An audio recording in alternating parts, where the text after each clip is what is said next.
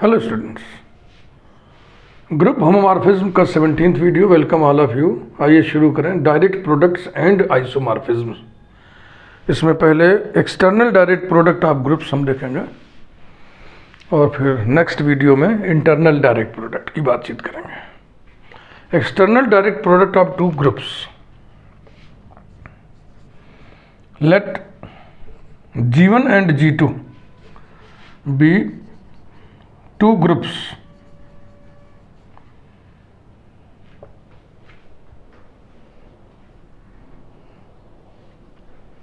let us consider the set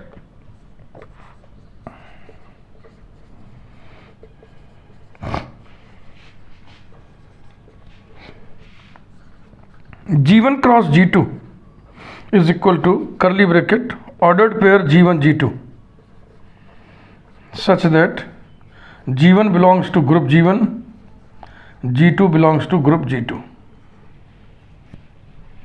दो बातें हुई, दो ग्रुप लिया, फिर एक कार्टेशियन प्रोडक्ट डिफाइन किया।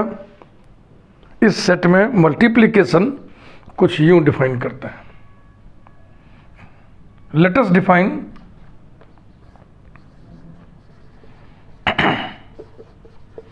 मल्टीप्लिकेशन ऑपरेशन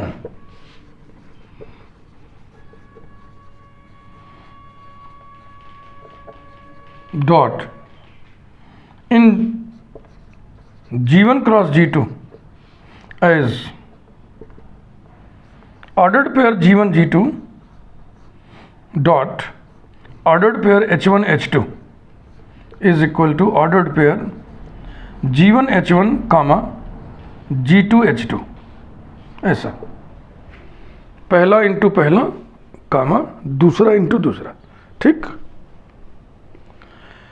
अब ये काम बहुत आसान है, ये वेरीफाई करना कि ये मल्टीप्लिकेशन के रिस्पेक्ट में ग्रुप बनाएगा। Then it is easy to prove that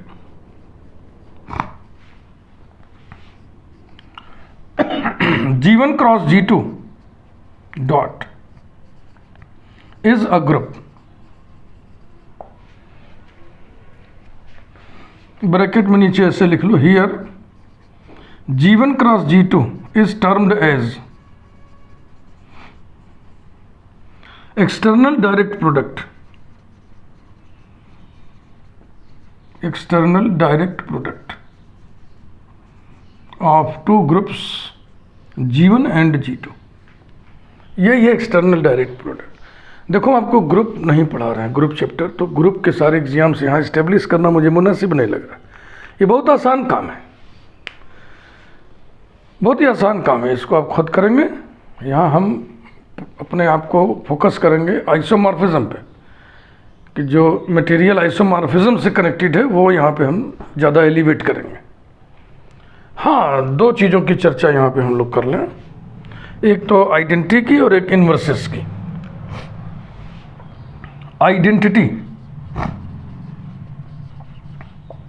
identity of the group G1 cross G2। इस ग्रुप की आइडेंटिटी क्या होगी? If E1 and E2 be the identity elements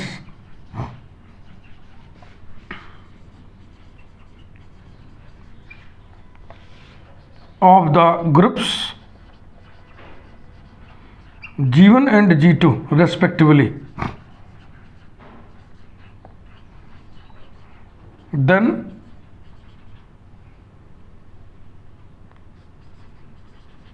ordered pair E1 E2 is the identity of external direct product G1 cross G2। और इसे verify करना बहुत आसान है। किसी भी ऑर्डर्ड पेयर G1 G2 में E1 E2 से मल्टीप्लाई करोगे तो आएगा G1 E1 G2 E2। तो G1 E1 फिर G1 हो गया, G2 E2 फिर G2 हो गया।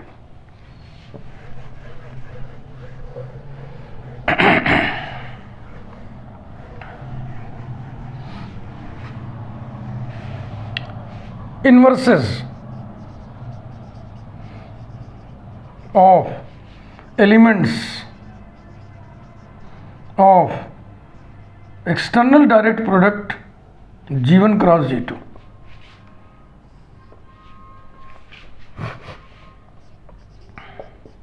Let ordered pair G1 G2 be any element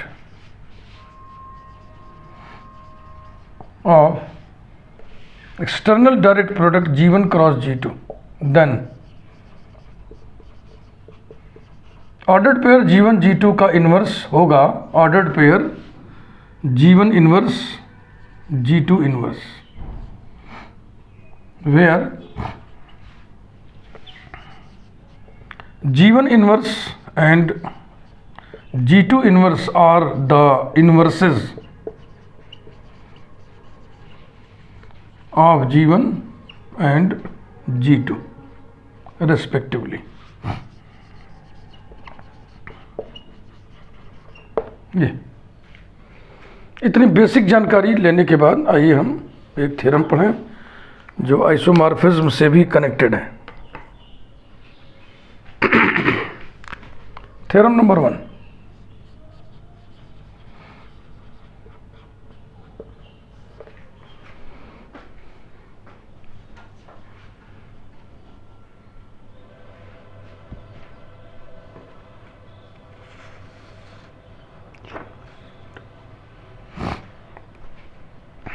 prove that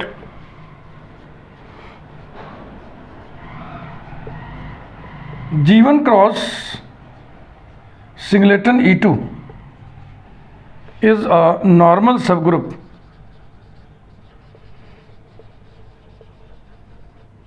of the group G1 cross G2, comma, isomorphic to G1, isomorphic to G1. Proof.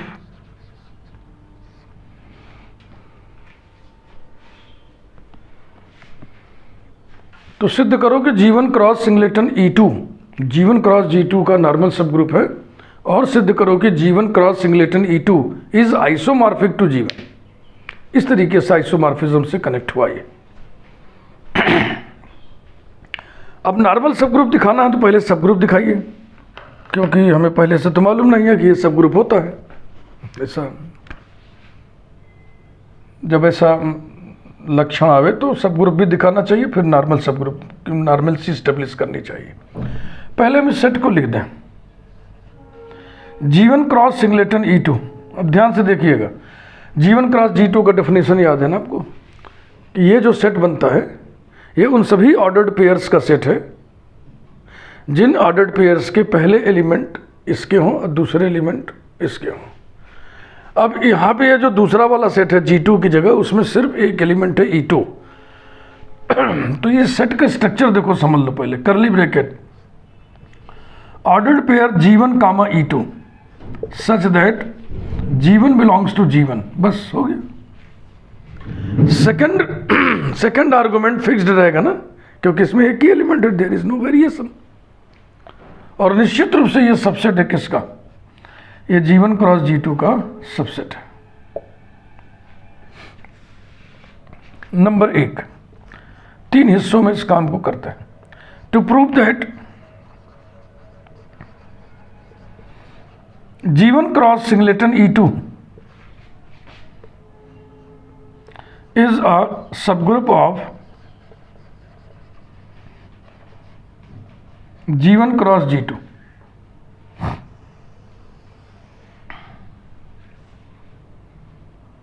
अब सब group का criterion आपको याद होना चाहिए। H which is complex of G is a subgroup of G if and only if AB inverse belongs to H for all AB belonging to H। आइए यही यहाँ पे चेक करें, इसके एनी 2 एलिमेंट्स कंसिडर किया जाए। Let ordered pair G11 comma E2 and ordered pair G12 comma E2 be any two elements of G1 cross E2। दो ऐसे ऑर्डर्ड पेयर आपको लेना है जिसमें सेकंड आर्गुमेंट फिक्स्ड हो, E2 हो। तो आप G11 और G12 ही लें, ये जरूरी नहीं है, कुछ भी कैसे भी लिख लो जी। आप लिख लो कि let G1 E2 and G1 dash E2 are any two elements, be any two elements of G1 cross E2। आप ऐसे भी लिख लो कि माना G1 E2 और H1 E2, दो एलिमेंट्स हैं इसके, समझ लिए ना। हम ये जैसे डबल इंडेक्स नोटेशन डाल दिए तो इससे घबराइएगा नहीं। अब ये G1 है तो हमने देखो G1 रखा है, यहाँ 1 लगा दिया तो पहला एलिमेंट, यहाँ 2 लगा दिया तो लिखने की स्टाइल है सर, इससे आप परेशान न होइएगा। डन। G11 और G12 ये दोनों एलिमेंट किसके होंगे? G1 के। E2 फिक्स्ड है, E2 इज द आइडेंटिटी। एक बार तो बताते चलिए, semi colon. E2 being the identity, E2 being the identity of G2। हाँ, ये बताया नहीं गया यहाँ पे, अंडरस्टूड मान के चल रहे लोग। Now ordered pair G11 E2 into ordered pair G12 E2 inverse is equal to, ये देखिएगा, ordered pair G11 E2 into इसका इनवर्स क्या होगा?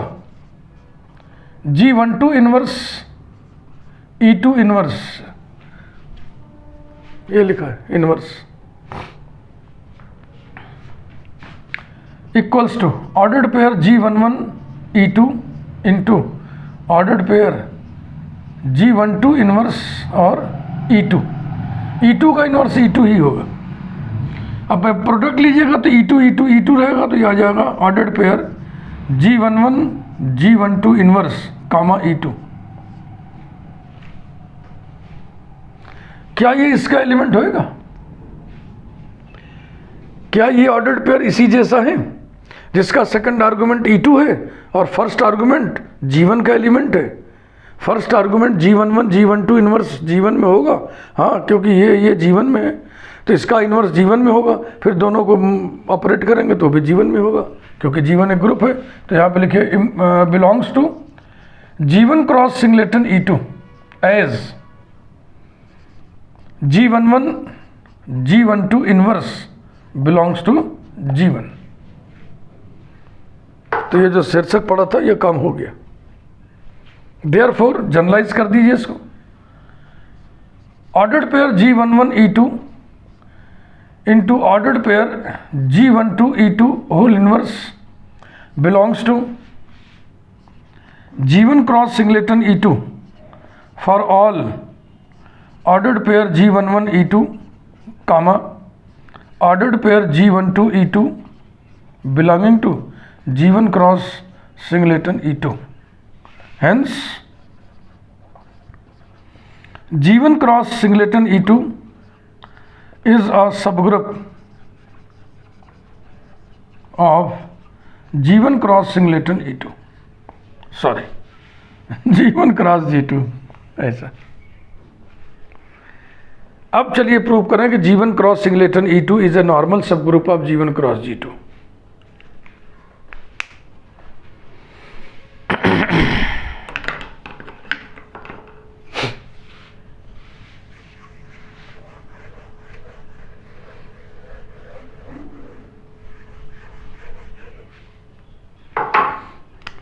Second,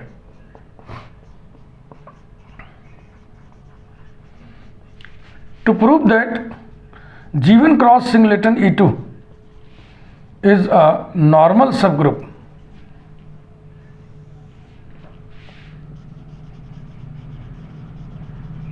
is a normal subgroup of G1 cross G2.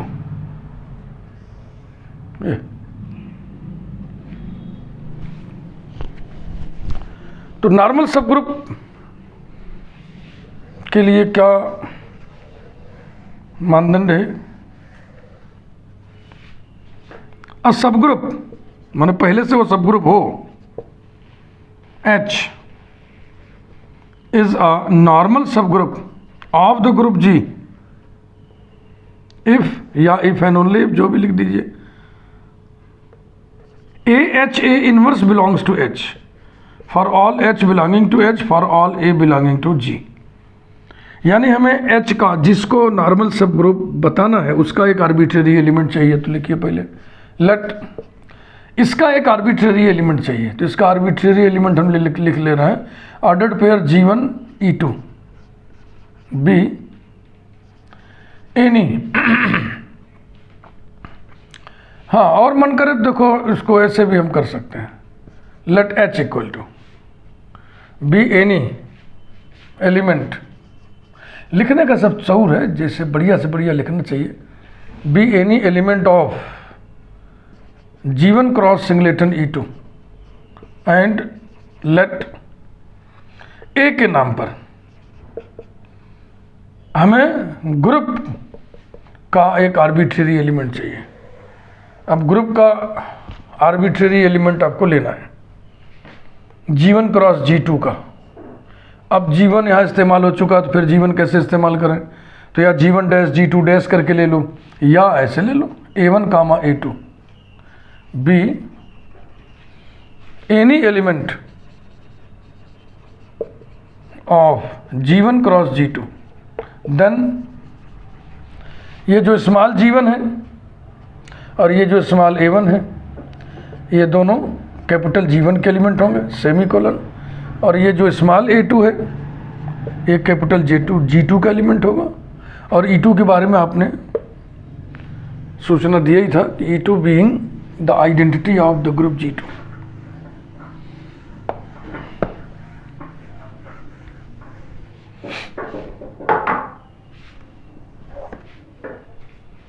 Now AH A inverse calculate करिए। A माने ordered pair A1 A2, H माने ordered pair G1 E2, फिर A inverse माने ordered pair A1 A2 whole inverse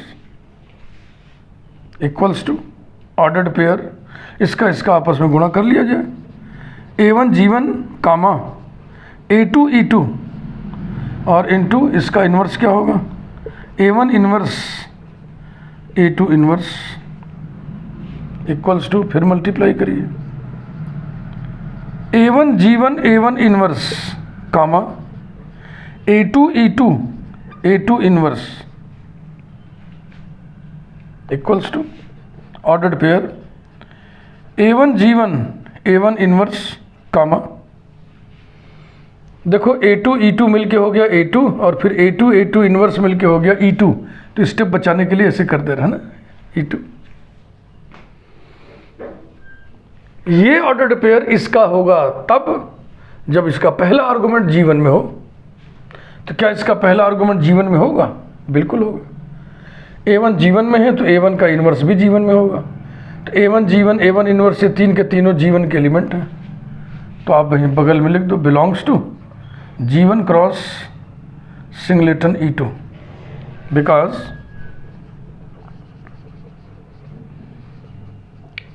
A1 comma sorry direct लिख दे रहा हूँ because A1 G1 A1 inverse belongs to G1।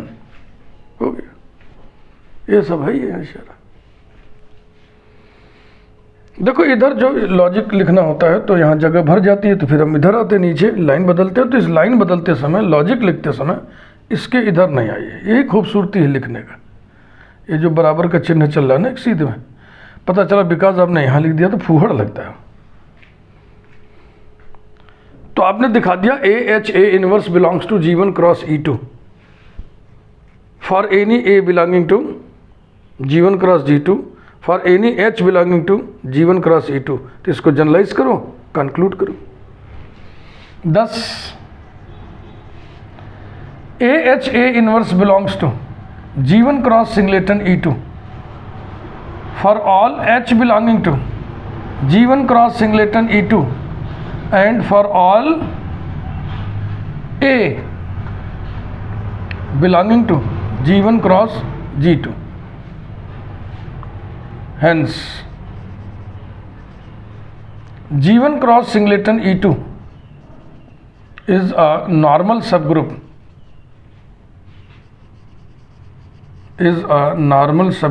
of the group G1 cross G2। अभी तीसरा भाग बाकी है। To prove that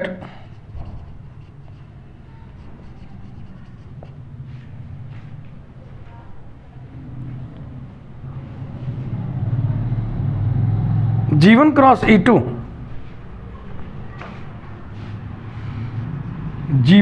E2 is isomorphic to G1, ये बाकी। या अब मैपिंग हमको गढ़ना पड़ेगा, डिफाइन करना पड़ेगा, इसलिए उसको वेल डिफाइंड भी हमें दिखाना पड़ेगा। Let us define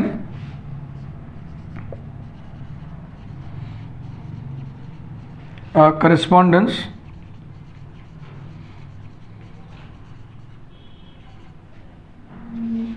F from G1 to G1 cross singleton E2 such that F of G1 is equal to ordered pair G1 E2 for all G1 belonging to G1।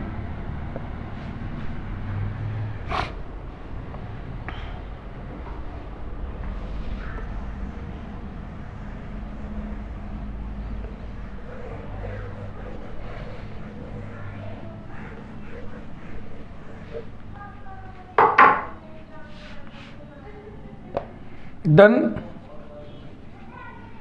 clearly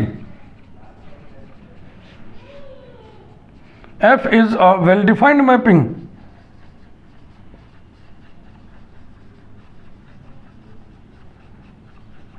because G1 equal to G2 implies that ordered pair G1 E2 is equal to ordered pair G2 E2।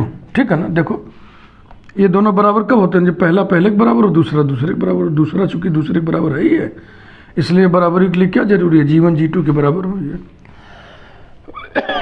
और ordered pair G1 E2 का क्या मतलब है? F of G1 implies that F of G1। उसी प्रकार से G2 E2 का क्या मतलब होगा? F of G2। तो वेल डिफाइंड करस्पॉन्डेंस, कोई भी करस्पॉन्डेंस वेल डिफाइंड मैपिंग, कोई भी नहीं इस तरीके से लिखा हुआ जिसमें फॉर ऑल लिखा हो, जैसे ये करस्पॉन्डेंस वेल डिफाइंड मैपिंग तब होता है जब दो एलिमेंट्स के बराबर होते ही उनके इमेजेस भी बराबर हो जाए। द मैपिंग, अब इस करस्पॉन्डेंस को मैपिंग बोला। The mapping F is 1 1 because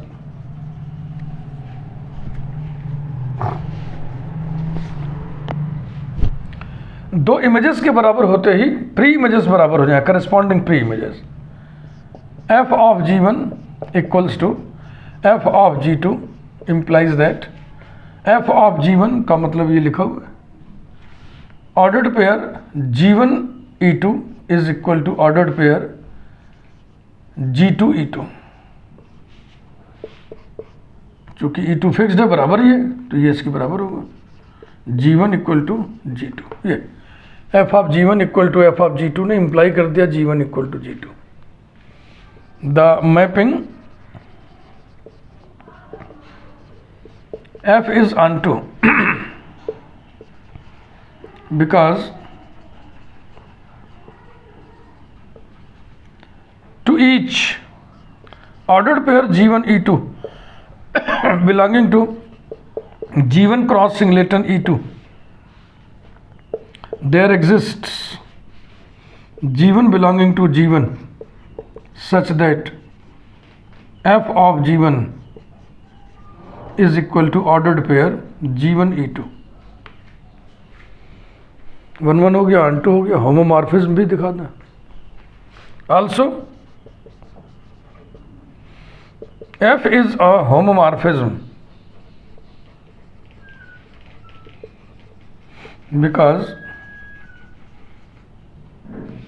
f of G1 G2 equals to ordered pair G1 G2 comma E2। यही डेफिनेशन लिखा हुआ है यहाँ पर। फिर जो मल्टीप्लिकेशन डिफाइन किए हो G1 क्रॉस G2 में, उसके मुताबिक ये हो जाएगा ordered pair G1 E2 into ordered pair G2 E2। और G1 E2 का मतलब क्या हुआ? f ऑफ G1, वो लिखा हुआ है, इंटू f ऑफ G2। तो देखो प्रिजर्वेशन हो गया। यहाँ पे लिखी फॉर ऑल G1। हाँ, अब ये G1 और G2 एलिमेंट कहाँ से लिए हैं? डोमेन से। डोमेन कौन है? G1 comma G2 belonging to G1। अब जैसे कि यहाँ G1 है तो यहाँ G2 अगर फुहड़ लग रहा हो तो f ऑफ G1 G2 न लिख करके आप f of G1 G1 dash लिख दो। समझ रहे हो ना? क्या लिख दो जी, यहाँ तो लिखे ही हुए हो, जाने दो इसी रहने, या चलो चेंज कर देते हैं, जैसे मन करे सब चेंज कर दें। चलो सब चेंज कर दें। G1 equal to G1 dash, हाँ यहाँ सफिक्स 1 है तो इसके सारे एलिमेंट 1 सफिक्स लगा के लिखे जाए तो अच्छा लगेगा। और इसको भी हम कर दें G1 डैश, बस हो गया। G1 बराबर G1 डैश, तो ऑर्डर्ड पेयर G1 E2 बराबर होगा ordered pair G1 dash E2। f of G1 equal to f of G1 dash. वैसे यहाँ पे चेंज हो जाएगा, G2 को G1 डैश कर दूँ, ये हो गया। ये अच्छा लग रहा है, वो भी बुरा नहीं था ना, गलत था ना बुरा था।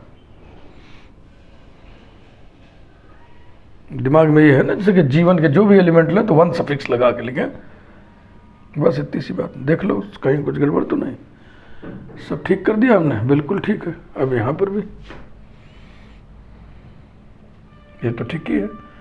यहाँ पर f of G1 G1 dash is equal to ordered pair G1 G1 dash comma E2 equals to ordered pair G1 E2 dot ordered pair G1 dash E2 equals to f of G1 dot f of G1 dash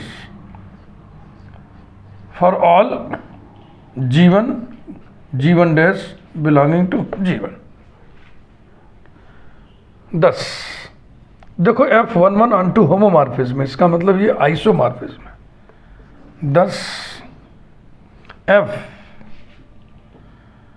जो कि G1 से G1 cross singleton E2 define किया गया है, is an isomorphism, is an isomorphism and so G1 is isomorphic to G1 cross singleton E2। यही prove करना था। नहीं, ऐसा नहीं है ना, इसको उलट देना है।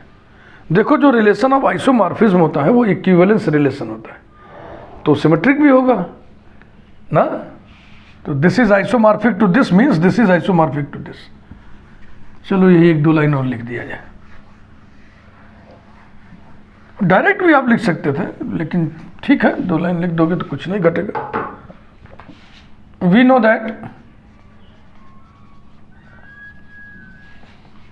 The relation of isomorphism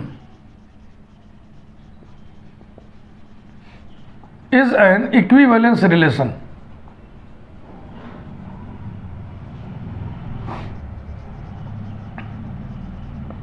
10 G1 is isomorphic to G1 cross singleton E2 implies that G1 cross singleton E2 is isomorphic to G1।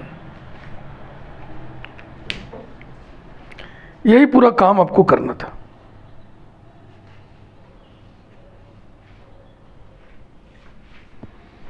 इसी प्रकार से एक थ्योरम और बनता है जो अब मैं नहीं करूंगा, वो आप खुद करेंगे। बिल्कुल इसी पढ़ते चलिए और करते चलिए, वो हम नोट लगा दे रहे हैं यहां पे। Similarly we can prove that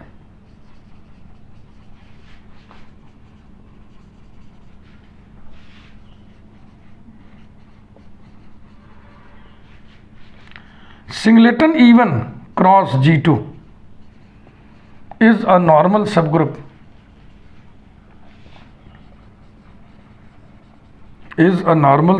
of G1 cross G2 comma isomorphic to G2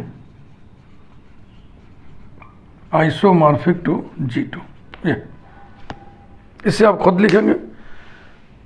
खुद से ना लिख पाए तो हमारा जो लिखा है बस इसी को चेंज करते चलना है अकॉर्डिंगली। इस वीडियो को यहीं पे रोक रहा हूं मैं। वीडियो लाइक करिए, थैंक यू। अगले वीडियो में